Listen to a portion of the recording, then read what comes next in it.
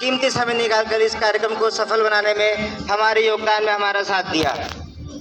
जैसा कि हम सब जानते हैं कि आज हमारा देश 74वां गणतंत्र दिवस मना रहा है, तो हम सबसे पहले आपको इसकी बधाई देते हैं कि इस त्यौहार हमारे देश में, हमारे समाज में एकता लाए और देश तरक्की करे।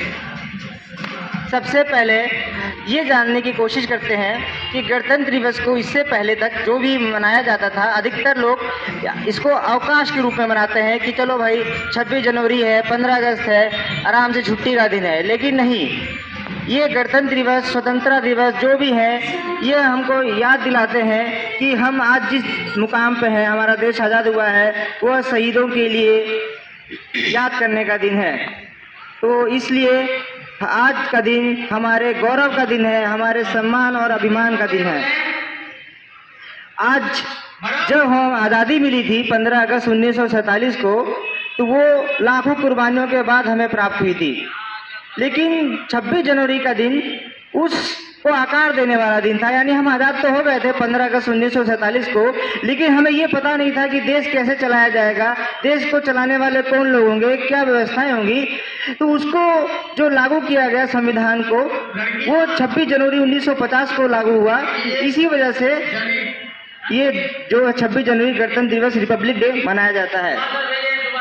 अब सबसे पहले हम आपको गणतंत्र दिवस पे प्रकाश डालते हैं कि गणतंत्र का मतलब क्या होता है। तो देखिए, गण मतलब होता है जनता और तंत्र, यानी कि जनता का तंत्र गणतंत्र है। तो ये इसका शाब्दिक अर्थ है। अब देखिए, गणतंत्र के लिए 4 बातों का होना आवश्यक होता है किसी भी गणतंत्र के लिए। सबसे पहला, जो इसका स्टेट का पर्सन होगा, हेड ऑफ द स्टेट होगा। यहाँ स्टेट का मतलब राज्य से नहीं, यहाँ स्टेट मतलब पॉलिटिक्स की भाषा में स्टेट मतलब एक देश होता है, स्वतंत्र देश। तो इसका जो अध्यक्ष होगा वो चुना जाएगा, उसको जनता चुनेगी। उसके बाद पब्लिक ऑफिस टू ऑल, यानी कि जो भी भारत का जितने भी सरकारी पद होंगे, वो कोई भी व्यक्ति उस पर जा सकता है, वो राजा तय नहीं करेगा। उसके बाद सबको एक संप्रभुता होगी देश की, और किसी को भी कोई प्रिविलेज क्लास नहीं होगी, यानी कि किसी को जन्मजात के आधार पर कोई पद या कोई भी आरक्षण नहीं दिया जाएगा। सबको अपनी मेहनत करके सबको आने का तंत्र है, यानी कि ये देश में किसी राजा की बपौती नहीं चलेगी। ये जनता जिसको तय करेगी वही इस देश का शासन चलाएगा। अब एक हम आपको जानकारी देना चाहते हैं कि देखिए, हमारा जो संविधान है वो 26 नवंबर 1949 को बनके तैयार हो गया था। लेकिन इसको लागू 26 जनवरी 1950 को क्यों किया गया? तो इसके पीछे कारण है। हम थोड़ा आपको इतिहास में ले चलते हैं इसका महत्व बताने के लिए कि जब उस समय कांग्रेस का अधिवेशन दिसंबर में चलता था, तो उस समय अध्यक्ष होते थे 1929 को श्री जवाहरलाल नेहरू। तो उस समय चूंकि अखंड भारत था, तो लाहौर अधिवेशन में उन्होंने एक नारा दिया था कि पूर्ण स्वराज का नारा दिया था। वो पूर्ण स्वराज का नारा उन्होंने कहा था कि जो आगामी 1930 में आखिरी संडे होगा, उस दिन भी जो तारीख पड़ेगी, उस दिन से हम अपना स्वराज दिवस मनाएंगे।